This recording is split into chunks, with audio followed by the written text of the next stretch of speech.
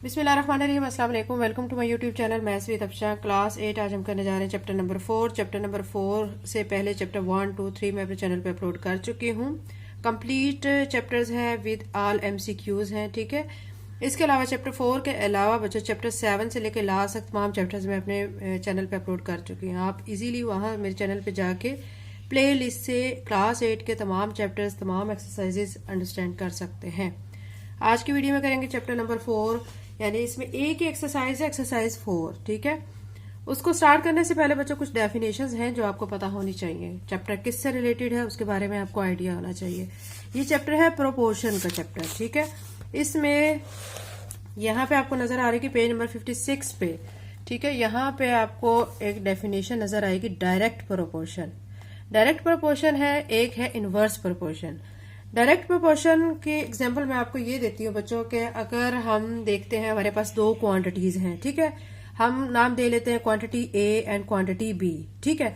अगर A quantity increase हो रही है और B क्वांटिटी भी इंक्रीज हो रही है, दोनों क्वांटिटीज इंक्रीज हो रही हैं, तो हम इसे कहेंगे कि ये डायरेक्ट प्रोपोर्शंस है, ठीक है। अगर एक क्वांटिटी इंक्रीज हो रही है, दूसरी डिक्रीज हो रही है, तो वो डायरेक्ट प्रोपोर्शन नहीं होगा, वो इनवर्स प्रोपोर्शन कहलाएगा। और जो ग्राफ है बच्चों याद रखें, यहाँ पे आप देख सकते हैं ग्राफ आपको नजर आएगा। डायरेक्ट प्रोपोर्शन का जो ग्राफ है वो यहाँ से स्टार्ट होता है ओरिजिन से, ठीक है, ऑलमोस्ट स्ट्रेट लाइन में वो जाता है। और जो कि हमारा इनवर्स प्रोपोर्शन का ग्राफ है वो स्टार्ट होता है, ठीक है। वो कैसे स्टार्ट होता है मैं आपको दिखाती हूँ। ये स्टार्ट कर्व शेप में होता है, ठीक है। यहाँ से ये देखें ये, और ओरिजिन से बहुत दूर होता है, ओरिजिन से दूर होता है, कर्व शेप में होता है। यहाँ पे आप देख सकते हैं ये भी कर्व शेप है और ये भी कर्व शेप है। ये इनवर्स प्रोपोर्शन का ग्राफ कर्व शेप में बनता है। डायरेक्ट प्रोपोर्शन का जो ग्राफ है उसमें जो लाइन है वो स्ट्रेट बनती है, ठीक है। कॉमन चीजें मैं आपको बता रही हूँ क्योंकि इन चीजों का हमारी एक्सरसाइज 4 में बहुत ज्यादा अमल दखल है, ठीक है। उसके बाद आ जाए बच्चों, यहाँ पे आपको एक डेफिनेशन नजर आएगी कंपाउंड प्रोपोर्शंस के बारे में, ठीक है। प्रोपोर्शन इन्वॉल्विंग 2 और more quantities is called compound proportion. यानी जिसमें 2 या 2 से ज्यादा क्वांटिटीज इन्वॉल्व हो जाती हैं तो वो कंपाउंड प्रोपोर्शन कहलाता है, ठीक है। अब बच्चों मैं आपको बता दूं कि जो हमने एरो के साइन शो करने होते हैं वो कैसे करने होते हैं, ठीक है। अब यहाँ पे देखें बच्चों कि यहाँ पे पहले आपको पता होना चाहिए कि डायरेक्ट प्रोपोर्शन कहाँ पे है बन रहा है और कहाँ पे इनवर्स प्रोपोर्शन बन रहा है। ये एक एग्जांपल आपको यहाँ पे नजर आ रही होगी, ठीक है। यहाँ पे देखें एग्जांपल नंबर 6 देख लेते हैं। 6 में आपको दिखा रहे हैं कि डैड ब्रिंग होम, यानी डैड जो है क्या लेके आए हैं, ठीक है, यानी सैलरी लेके आए हैं 30 डेज की, घर पे लेके आए 40,000 आई है उसकी, फॉर अ फैमिली ऑफ 4, ठीक है। 4 फैमिली हैं, उसके मेंबर्स हैं, ठीक है। इफ हिज सैलरी इंक्रीजेज, अगर सैलरी जो है 50,000 हो जाती है, and a new born baby is born, और एक और नया बेबी भी पैदा हो जाता है, यानी पहले 4 मेंबर्स थे फिर 5 मेंबर्स हो गए हैं, ठीक है। तो फिर ये कौन सा होगा, मतलब ये प्रोपोर्शन की कौन सी टाइप होगी, डायरेक्ट होगी या इनवर्स होगी। आप देखें बच्चों के पहले सैलरी थी 40,000, ठीक है, 30 डेज की, और 4 मेंबर्स थे। फिर क्या हुआ कि सैलरी इंक्रीज हो गई है, 50,000 हो गई है, लेकिन साथ ही एक न्यू बेबी भी आ चुका है। तो अब ये जो है क्या हो रहा है, डायरेक्ट इसमें प्रोपोर्शन हो रहा है, यानी यहाँ पे एक चीज इंक्रीज हो रही है तो दूसरी भी इंक्रीज हो रही है, ठीक है। तो इसको कहते हैं डायरेक्ट। और इनवर्स में होता है कि एक चीज इंक्रीज हो रही है दूसरी डिक्रीज हो रही है, ठीक है। अब यहाँ पे आपको एग्जांपल 7 में देख सकते हैं 60 children go for picnic, 60 children बच्चे जो है जा रहे हैं पिकनिक के लिए। फूड जो है वहां पे 2 डेज के लिए है, ठीक है। अगर if 15 children drop at the last minute, अगर 15 बच्चे जो हैं वो लास्ट वाले टाइम से मतलब चले जाते हैं, will the food last the children for the 3 days, यानी फिर क्या वो खुराक जो है वो बच्चों के लिए ज्यादा हो जाएगी। जाहिर बात है बच्चों कि अगर बच्चे ज्यादा होंगे, ठीक है, तो यहाँ पे देखें खुराक कम हो जाएगी फिर, ठीक है। और अगर जो है बच्चे कम हो गए तो वही क्वांटिटी खुराक की फिर उसमें ज्यादा हो जाएगी, यानी इनके दरमियान जो कौन सा रिलेशन बन रहा है, इनवर्स का बन रहा है। ये बच्चों मैंने छोटी सी आपके आइडिया दे दिया है। एक्सरसाइज 4 में जो कुछ यूज हो रहा है उसके बारे में मैंने आपको आइडिया दिया है। आपको आइडिया देना इसलिए जरूरी था क्योंकि एक्सरसाइज 4 जो है आपको सारी समझ आ जाएगी जो कुछ मैं आपको बता चुकी हूँ। इससे पहले एक्सरसाइज हम 4 स्टार्ट करें, मैं आपसे कहूंगी कि अगर आप मेरे चैनल पे नए हैं और अगर आपने चैनल को सब्सक्राइब नहीं किया तो काइंडली सब्सक्राइब करें, वीडियो को लाइक करें। एंड आप सबका बहुत थैंक्स कि आप लोगों ने मेरे 2K सब्सक्राइबर करवा दिए हैं। आप लोगों की सपोर्ट से और आप लोगों की जो है मुकम्मल जो है क्या कहते हैं इसको, कि आप लोगों जो मुकम्मल कोऑपरेट कर रहे हैं, तो मैं आपका बहुत इसमें शुक्रिया अदा करती हूँ। और अब आपका कोऑपरेशन और आपकी सपोर्ट रहेगी तो इंशाल्लाह 3K हो जाएंगे और मैं आप लोगों के लिए इसी तरह मेहनत से वीडियो बनाती रहूंगी। एक्सरसाइज 4 का सोल्यूशन स्टार्ट करते हैं। फर्स्ट क्वेश्चन है फिल इन द ब्लैंक्स। इसमें पहले क्वेश्चन में आपको खाली जगह दी गई है, आपने इसको फिल करना है। पढ़ते जाएंगे हम और आपको समझ आती जाएगी, जैसे मैं पढ़ूंगी आपको समझ आ जाएगी। फर्स्ट पे कहा गया number of books and their total cost are said to be in dash proportion, यानी कह रहे हैं कि अगर बुक्स हैं, ठीक है, और उनकी कीमत है तो उनके दरमियान कौन सा प्रोपोर्शन होगा, डायरेक्ट होगा, इनवर्स होगा। तो डायरेक्ट होगा ना, जितनी आप बुक्स खरीदेंगे इतनी आपको कॉस्ट भी क्या करनी पड़ेगी, पे करनी पड़ेगी, ठीक है। तो यहाँ पे फिर हम क्या लिख लेंगे, डायरेक्ट। बहुत इजी मेथड से मैं आप लोगों को करवाती हूँ ताकि आपके तमाम कॉन्सेप्ट क्लियर हो जाए। सेकेंड पे if y is equal to 5x then y is equal to dash proportional to x। वो कह रहे हैं कि y जो है इज इक्वल टू 5x। देखिए y और x का जो रिलेशन है ना वो डायरेक्टली है, ठीक है, आपको नजर आ रहा होगा डायरेक्टली है। तो यहाँ पे हम ये कह रहे हैं कि हमसे पूछा जा रहा है कि y जो है फिर कौन सा उसका प्रोपोर्शन बनेगा x के साथ। तो y का प्रोपोर्शन x के साथ डायरेक्टली बन रहा है, इनवर्सली नहीं बन रहा है। तो यहाँ पे हम डायरेक्टली लिख देंगे, यहाँ पे लिखते हैं डायरेक्टली। थर्ड पे y is equal to 8/x then y is dash proportional to x। वो कह रहे हैं कि अगर y जो है 8/x है तो फिर y जो है वो प्रोपोर्शनल टू x क्या है। अब आप यहाँ पे देख सकते हैं बच्चों, ये y है, ये इनवर्स की फॉर्म में x आया हुआ है। इन दोनों में अब कौन सा रिलेशन बन रहा है, इनवर्सली का बन रहा है, ठीक है। यहाँ पे आप लिखेंगे इनवर्सली। 4 पे आ जाए if x and y are inversely proportional then x y is. अगर x और y जो है इनवर्सली प्रोपोर्शनल हैं तो एक्स वाई किसके इक्वल होगा। आप बच्चों देख सकते हैं हमारे पास जो होता है कि हम फार्मूले में इसको कैसे लिखते हैं, मतलब ऐसे लिखते हैं ना, y प्रोपोर्शनल 1/x, ठीक है। अगर ये x y के साथ जाके मल्टीप्लाई हो जाता है, x y हो जाता है, तो फिर प्रोपोर्शनैलिटी साइन इधर आ जाएगा, ठीक है। अब हम इसको प्रोपोर्शनैलिटी साइन को हम खत्म करेंगे तो x y is equal to क्या हो जाएगा, के हो जाएगा। प्रोपोर्शनैलिटी साइन जो है किसके इक्वल हो जाएगा, के इक्वल होगा, खत्म हो जाएगा, x y is equal to k हो जाएगा। तो अब यहाँ पे देखें एक्स वाई किसके इक्वल आ रहा है, के हमारा क्या होता है, कांस्टेंट होता है, ठीक है। तो यहाँ पे हम लिख देंगे कांस्टेंट। फिर 5 पे कह रहे हैं the graph representing inverse proportion is always a. Graph जो है इनवर्स प्रोपोर्शन में कैसे होता है ये मैं आपको बता चुकी हूँ, कर्व्ड शेप में होता है, ठीक है। तो यहाँ पे लिखेंगे कर्व्ड, ठीक है। तो ये एक्सरसाइज 4 का क्वेश्चन नंबर 1 बच्चों कंप्लीट हो गया है। अब हम इसी तरह इसका क्वेश्चन नंबर 2 भी कर लेते हैं। क्वेश्चन नंबर 2 आपको यहाँ पे स्क्रीन पे नजर आ रहा होगा। इसमें कहा गया है state whether the following are true और फॉल्स। इसमें आपने स्टेटमेंट को पढ़ना है और फिर बताना है कि स्टेटमेंट ट्रू है या फॉल्स है, ठीक है। अब यहाँ पे फर्स्ट पे हमें दिया है कि if x and y are directly proportional to each other then the constant is given by y/x। वो कह रहे हैं अगर x और y डायरेक्टली प्रोपोर्शनल है एक दूसरे के तो फिर कांस्टेंट जो है वो क्या होगा, y/x होगा, ठीक है। वो ये क्वेश्चन हमसे पूछ रहे हैं कि आपने इसको बताना है। तो ये स्टेटमेंट ठीक है, y/x जो है वो क्या हो जाएगा, कांस्टेंट के इक्वल हो जाएगा, तो ये स्टेटमेंट ट्रू हो जाएगी। ये अभी मैंने बच्चों आपको करके दिखाया था, ठीक है। तो इसमें अब आप देख सकते हैं जैसे अब हम यहाँ पे करेंगे ना y डायरेक्टली प्रोपोर्शनल, वो यही कह रहे हैं ना, y and x are directly proportional to each other. ये मैं लिख रही हूँ y directly proportional to x, दोनों एक दूसरे के क्या हो गए हैं, डायरेक्टली प्रोपोर्शनल हो गए हैं। प्रोपोर्शनैलिटी साइन खत्म करेंगे, ठीक है। तो फिर क्या होगा कि यहाँ प्रोपोर्शनैलिटी साइन की जगह पे आ जाएगा k, कांस्टेंट आ जाएगा। अब ये जो x है, ठीक है, अब यहाँ पे क्या करेंगे, उन्होंने कहा है कि बाय y/x, तो अब मैं क्या करूंगी, ये x इसके नीचे इसके साथ मल्टीप्लाई है, दूसरी तरफ लेके आऊंगी तो ये डिवाइड हो जाएगा, तो इधर क्या रह जाएगा, k रह जाएगा। तो वो यही कह रहे हैं the constant is given by y/x, तो यानी कांस्टेंट जो है वो y/x के इक्वल होता है। तो ये हमने अभी करके देख लिया, तो स्टेटमेंट ट्रू है, यहाँ पे t लिख देते हैं, ठीक है। नेक्स्ट में देखें, नेक्स्ट में आपको कह रहे हैं distance travelled and petrol consumed is example of inverse proportion. वो कह रहे हैं कि हम जो डिस्टेंस ट्रैवल करते हैं, ठीक है, और जो पेट्रोल यूज होता है उनके दरमियान इनवर्स प्रोपोर्शन है। देखिए बच्चों कि हमने जितना डिस्टेंस ट्रैवल करना होगा उस हिसाब से हमें पेट्रोल भी ज्यादा चाहिए होगा। इन दोनों के दरमियान डायरेक्ट प्रोपोर्शन है, ठीक है, इनवर्स नहीं है। ऐसा होता है कि हमने ज्यादा डिस्टेंस पे जाना हो, हमने ज्यादा किलोमीटर का डिस्टेंस कवर करना हो और फिर हमें पेट्रोल थोड़ा सा चाहिए। तो ये जो है कह रहे हैं कि वो एग्जांपल ऑफ इनवर्स प्रोपोर्शन, तो ये गलत कह रहे हैं। जितना ज्यादा डिस्टेंस कवर करेंगे उसके लिए उतना ही ज्यादा पेट्रोल यूज होगा। तो ये स्टेटमेंट फॉल्स है, इसके सामने मैं एफ लिख देती हूँ। थर्ड पे देखिए, प्रोपोर्शन इन्वॉल्विंग टू और more quantity is called compound proportion. Compound proportion की डेफिनेशन अभी मैं चैप्टर के स्टार्ट करने से पहले ही आपको बता चुकी हूँ। जिसमें 2 या 2 से ज्यादा क्वांटिटीज इन्वॉल्व होती हैं वो कंपाउंड प्रोपोर्शन कहलाता है। तो ये स्टेटमेंट ट्रू है, टी लिख देंगे, ठीक है। 4 पे है the graph of inverse proportion always passes through an origin.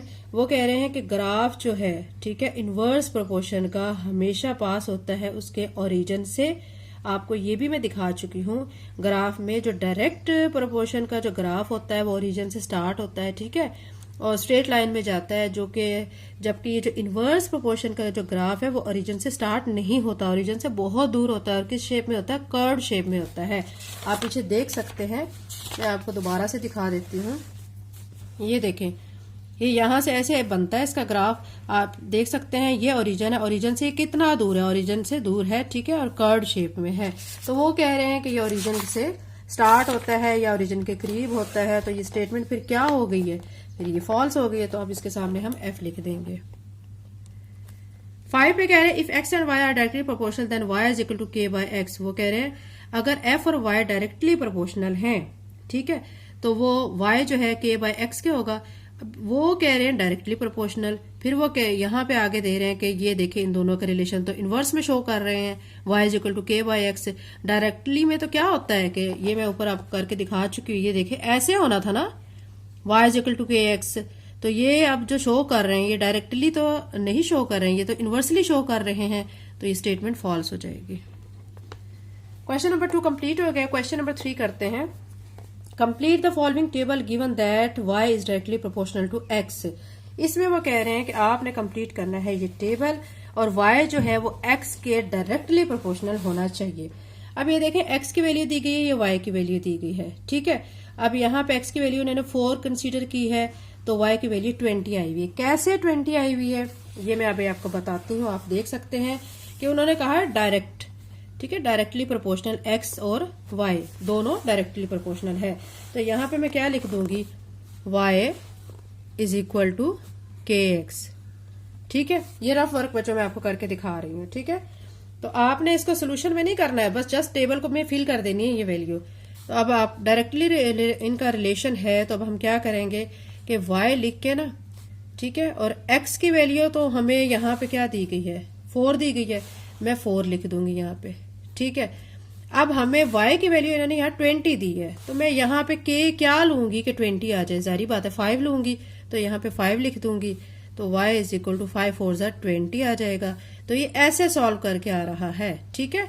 यानी हमने k की वैल्यू को 5 लिया है, ठीक है। तो फिर हमारी जो है क्या आ चुकी है? y की वैल्यू 20 आ गई है। x की वैल्यू 4, y की वैल्यू 20, ठीक है। दूसरे में भी ये देखें 7 है और फिर क्या आ चुके हैं? 35। यानी हम यहाँ पे भी क्या कर रहे हैं? y इज इक्वल टू के एक्स, और यहाँ पे अब k की वैल्यू तो 5 लिखेंगे, x की जगह पे मैं क्या लिख दूंगी? 7 दिया गया है, 7 लिख दूंगी। 7 को 5 से मल्टीप्लाई करूंगी तो y जो हमारा 35 आ जाएगा, ठीक है। थर्ड पे दिया गया 11 और हमने y की वैल्यू फाइंड करनी है। तो हमने इसी तरह करना है। यहाँ पे मैं आपको करके दिखाती हूँ। y इज इक्वल टू के एक्स, ठीक है। y की वैल्यू हमने क्या करनी है? यहाँ पे फाइंड करनी है। x की वैल्यू हमें गिवन है तो अब यहाँ पे मैं k की वैल्यू जो मैंने क्या की हुई है? सपोज 5 की हुई है। x की वैल्यू हमें यहाँ पे क्या गिवन है? 11 दी गई है। 11 को करेंगे 5 से मल्टीप्लाई तो 55 आ जाएगा। तो यहाँ से y की वैल्यू क्या आ गई? 55। तो हम यहाँ टेबल में क्या करेंगे? 55 लिख देंगे। ये बाकायदा बच्चों आपको ये काम करने की जरूरत नहीं, ये रफ वर्क में करके दिखा रही हूँ ताकि आपको समझ आ जाए अच्छी तरीके से, ठीक है। आपने टेबल में बस डायरेक्ट वैल्यू पुट कर देनी है। आप लास्ट में देख सकते हैं कि यहाँ पे दिया गया है 100, ठीक है। और यहाँ पे अब x की वैल्यू हमने फाइंड करनी है कि x की वैल्यू क्या होगी कि 100 आ जाए। तो जारी बात है बच्चों 20 अब हमने क्या करना है, x की वैल्यू को लेना है। क्या लेना है, कैसे लेना है, आप यहाँ पे देखें, हमारे पास यही है ना, y इज इक्वल टू के एक्स। ठीक है, x की वैल्यू हमने लेनी है। y जो है अब यहाँ पे इन्होंने 100 दिया हुआ है। ठीक है, k जो है क्या है, k हमारा हमने क्या सपोज किया है 5। x की वैल्यू फाइंड करनी है, x के साथ 5 हो रहा है मल्टीप्लाई। अब मैं इसको लेके जाऊंगी दूसरी तरफ तो ये डिवाइड की फॉर्म में आ जाएगा। ठीक है, x यहाँ पे रह जाएगा, 5 1 जार 5, 5 2 जार 10, 0। तो x की वैल्यू यहाँ से क्या आ गई है, 20 आ चुकी है। तो इस 20 को हम यहाँ पे फिल कर देंगे। ठीक है, यहाँ पे 20 आ चुका है। ये क्वेश्चन नंबर 3 कंप्लीट हो गया। इसी तरह बच्चों क्वेश्चन नंबर 4 को भी इसी पैटर्न से आपने करना है। इसमें भी वो कह रहे हैं, अब यहाँ पे था डायरेक्टली प्रोपोर्शनल, यहाँ पे अब दे रहे इनवर्सली। ठीक है, इनवर्सली अब आपने करना है। अब यहाँ पे भी x और y आपको गिवन है और आपने क्या करना है, इस टेबल को फिल करना है। लेकिन अब आपने कैसे करना है, इनवर्सली। ठीक है, यहाँ पे 9 है, यहाँ पे 27 है। x की वैल्यू 9 और 27 दी गई है। अब आप यहाँ पे क्या करेंगे, इनवर्सली है तो ये मैं आपको करके दिखाती हूँ। इनवर्सली में क्या करते हैं, y इज इक्वल टू, ठीक है, k बाय x होता है, यही होता है ना इनवर्सली में। अब y जो है इसी तरह मैं लिख के, k जो है यहाँ पे मैं सपोज कर लेती हूँ 343। ठीक है, बल्कि 243 सपोज करते हैं। और x जो है हमें यहाँ पे गिवन है 9, तो हमने y जो है वो 27 निकालना है। ठीक है, उन्होंने दिया हुआ है लेकिन ये मैं आपको करके दिखा रही हूँ। अब यहाँ पे हमने x की वैल्यू पुट कर देनी है। x की वैल्यू यहाँ पे हमें दी गई है, वो हम यहाँ पे लिख देंगे, 9 लिख देंगे। यहाँ पे 9 लिखेंगे। देखें 9 को अब क्या करेंगे, 9 2 जार, ठीक है, अब इसको डिवाइड करेंगे ना, 9 2 जार 18 और यहाँ से बच जाएगा 18, 6 बच जाएगा, 63 बना, 9 7 जार 63, तो 27 आ चुका है। ये देखें यहाँ पे 27 है। ठीक है, इसी तरह ये वैल्यू अभी आपकी निकली हुई है। अब इसको निकालने के लिए क्या करेंगे, y की वैल्यू अब हमने इसमें निकालनी है। x की वैल्यू गिवन है, y की वैल्यू निकालेंगे तो क्या करेंगे, इसी तरह लिख के ना y, और ये जो हमने कंसीडर की हुई है k की वैल्यू 243, नीचे जो है x की वैल्यू अब यहाँ पे दी गई है 81, तो मैं यहाँ पे 81 लिख दूंगी। कटिंग करूंगी, 3 के टेबल पे भी हो सकती है, 3 के टेबल पे कर लेते हैं। 3 2 जार 6, 3 7 जार 21, 3 8 जार 24, 3 1 जार 3। अब 9 के टेबल पे कर लें, 9 3 जार 27, 9 9 जार 81। फिर क्या करें, 3 के टेबल पे कर लें, 3 1 जार 3, 3 3 जार 9। y की वैल्यू यहाँ से क्या आ गई है, 3। ठीक है, तो अब यहाँ पे हम क्या करेंगे, यहाँ पे लिख लेंगे 3। ठीक है, क्वेश्चन नंबर 4 बच्चों कंप्लीट हो गया है। बहुत इजी मेथड से मैंने आपको करवाया है और आपको उम्मीद करती हूँ कि बहुत अच्छी तरह समझ भी आ गया होगा। क्वेश्चन नंबर 5 करते हैं। अ boat covers 15 kilometre in 3 hours.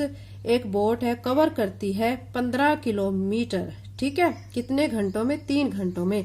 What distance will it cover in 2 hours, यानी फिर कितना डिस्टेंस वो कवर करेगी जब घंटे 2 होंगे।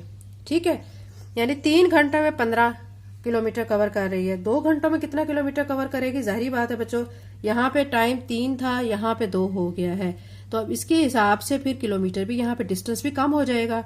टाइम कम हुआ, डिस्टेंस भी कम हुआ, तो ये डायरेक्ट वेरिएशन है, यानी डायरेक्ट प्रोपोर्शन है। इस क्वेश्चन को सॉल्व कर लेते हैं। क्वेश्चन नंबर 5 का सोल्यूशन में बच्चों आपने पहले क्या करना है, आपने लिख लेना है डिस्टेंस। डिस्टेंस हमें दिया गया किलोमीटर में, तो ये मैंने ब्रैकेट में किलोमीटर शो कर दिया। फिर रेशो का साइन, टाइम दिया गया किस में, आवर्स में दिया गया, ये लिख लिया है। फिर उसके बाद आपने क्या करना है, आपने लिखना है डिस्टेंस जब 15 किलोमीटर होगा तो टाइम 3 आवर्स होगा, तो ये मैंने लिख लिया है। ठीक है, फिर डिस्टेंस आपने फाइंड करना है, जो फाइंड करना है उसके लिए मैं x लिख दूंगी और टाइम जो है वो 2 आवर्स हो रहा है। यानी ये इनका रिलेशन जो है, इनका जो प्रोपोर्शन है वो डायरेक्ट बन रहा है।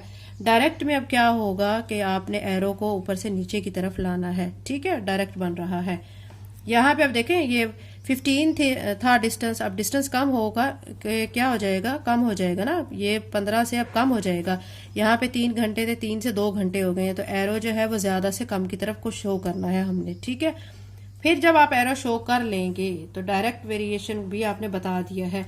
फिर करेंगे आप क्रॉस मल्टीप्लीकेशन। ठीक है, इसको इसके साथ मल्टीप्लाई करेंगे, इसको इसके साथ मल्टीप्लाई करेंगे।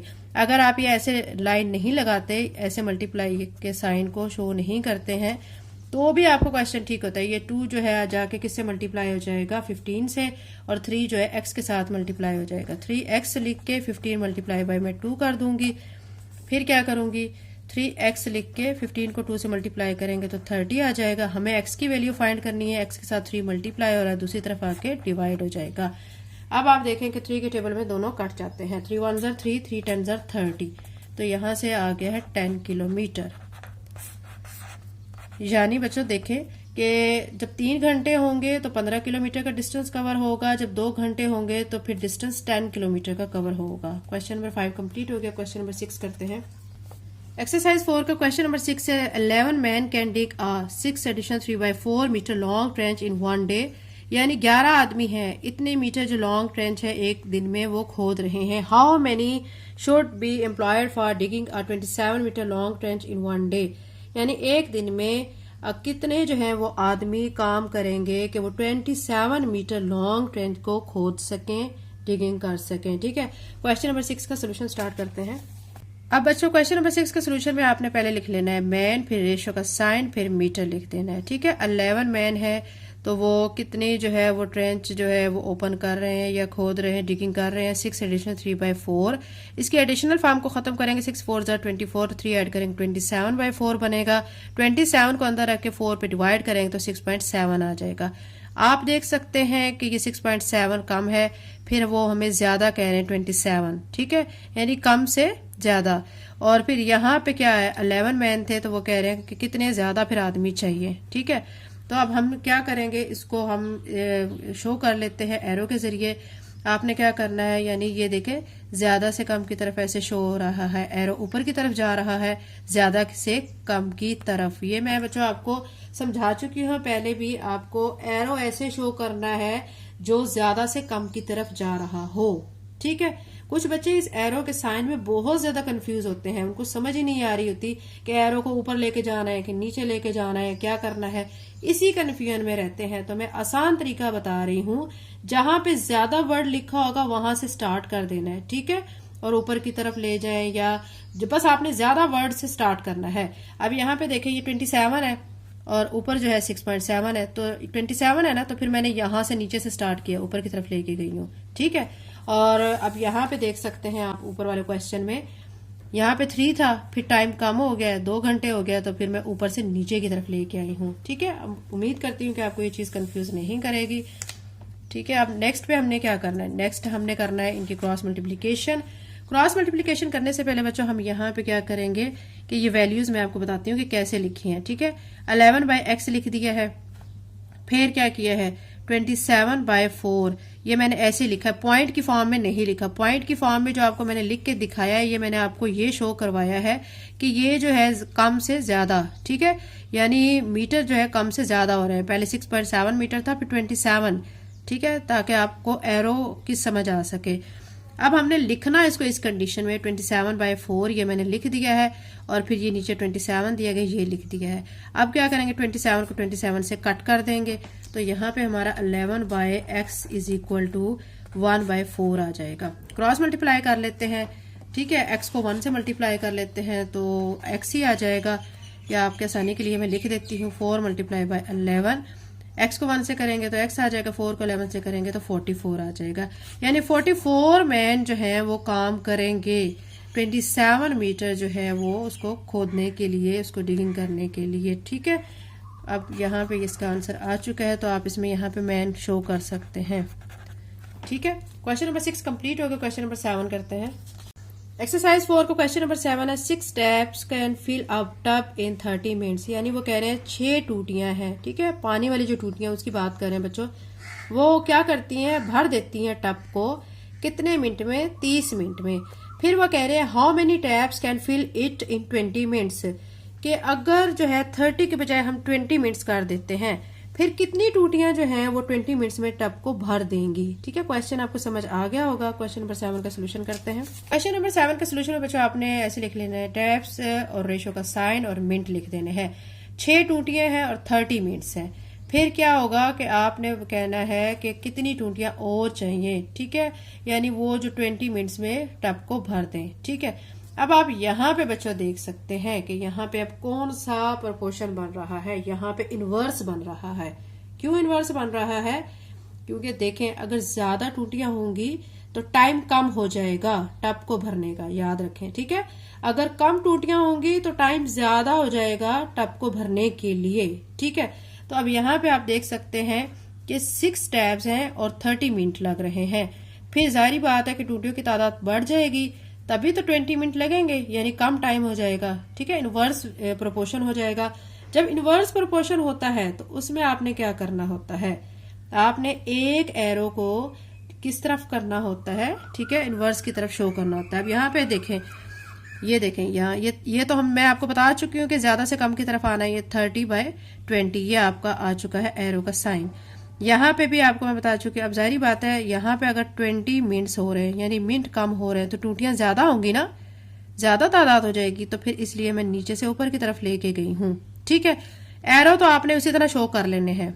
उसके बाद लिखना कैसे है, 6/x को ऐसे लिख देंगे, लेकिन इस टर्म को, ये टर्म आप पहले लिखेंगे, नीचे वाली टर्म को पहले लिखेंगे, और क्योंकि इनवर्स हो रहा है ना यहाँ पे, इनवर्स में जो एक टर्म जो होती है एक साइड को हम उसकी पोजीशन बदल देते हैं, 20 ऊपर आ जाएगा, 30 नीचे आ जाएगा, ठीक है। ये आपको समझ आ गई होगी। पहले तो हम ऐसे करते थे ना, डायरेक्ट प्रोपोर्शन में क्या करते थे, 6/x लिख के 30/20 लिखते थे, ठीक है। अब ये इनवर्स है तो 6/x तो ऐसे लिख दूंगी, अब 30/20 नहीं लिखूंगी, 20/30 लिख दूंगी, ठीक है। अब आप इसमें कर लें मल्टीप्लाई, यानी क्रॉस मल्टीप्लाई कर लें, तो ये इसके साथ मल्टीप्लाई होगा, ये इसके साथ मल्टीप्लाई हो जाएगा, तो ये 20x हो जाएगा, और यहाँ 30 × 6 हो जाएगा। 20x ऐसे लिखें, 30 को आप 6 से मल्टीप्लाई करें तो क्या आ जाएगा, 180। हमें x फाइंड करना है तो x के साथ 20 मल्टीप्लाई हो रहा है, दूसरी तरफ लेके जाएंगे तो डिवाइड हो जाएगा, ठीक है। अब इसकी एक जीरो से काट दें, फिर 2 1 2 2 9 18, तो यहाँ पे x की वैल्यू क्या आ चुकी है, 9, यानी 9 टैब्स जो हैं वो टब को 20 मिनट्स में फिल कर देंगी, ठीक है। ये अब इसका आंसर आ चुका है। क्वेश्चन नंबर 7 कंप्लीट हो चुका है बच्चों। अगर आप मेरे चैनल पे नए हैं और अगर आपने चैनल को सब्सक्राइब नहीं किया तो काइंडली सब्सक्राइब करें, वीडियो को लाइक करें। Thank you and Allah Hafiz.